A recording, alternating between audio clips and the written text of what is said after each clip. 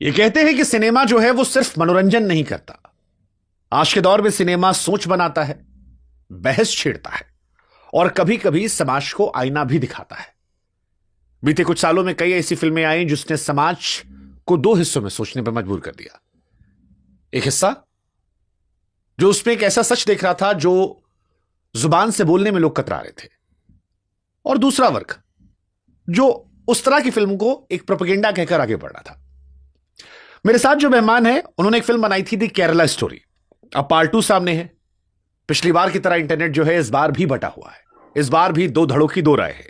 एक राय जो कह रही है कि ऐसा सच मेन स्ट्रीम मीडिया में पहले कभी नहीं कहा गया, फिल्मों में दिखाया नहीं गया, यह बोलने के लिए बहुत हिम्मत चाहिए, यह अगली पीढ़ी को बचाने वाला है।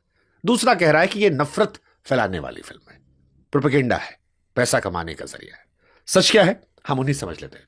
विपुल अमृतलाल शाह साहब, बहुत बहुत स्वागत है। Thank you. शुरुआत यहीं से कर दे रहा हूं मैं।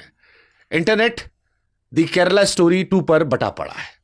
एक तरफ वो कह रहे हैं कि ये फिल्म वो है जिसका सच पहले कभी मेन स्ट्रीम फिल्मों में नहीं कहा गया, लेकिन दूसरा वर्ग है जो कह रहा है कि पिछली बार केरला स्टोरी के जरिए आप लोगों ने समाज में दरार पैदा की थी, इस बार आप लोग दंगे करवाना चाह रहे हैं, लड़ाई लड़वाना चाह रहे हैं। आप चाह रहे हैं कि हालत ये हो जाए कि एक दूसरे को देखना नापसंद करने लगे हम।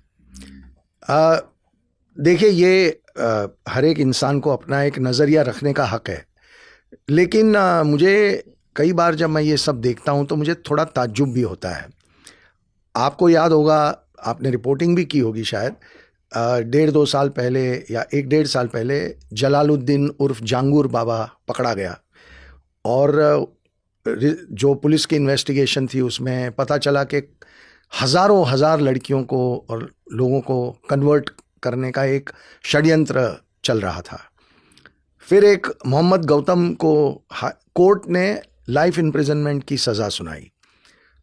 उसके ऊपर भी कथित रूप से 1000 से ज़्यादा लड़कियों को कन्वर्ट करने का आरोप था।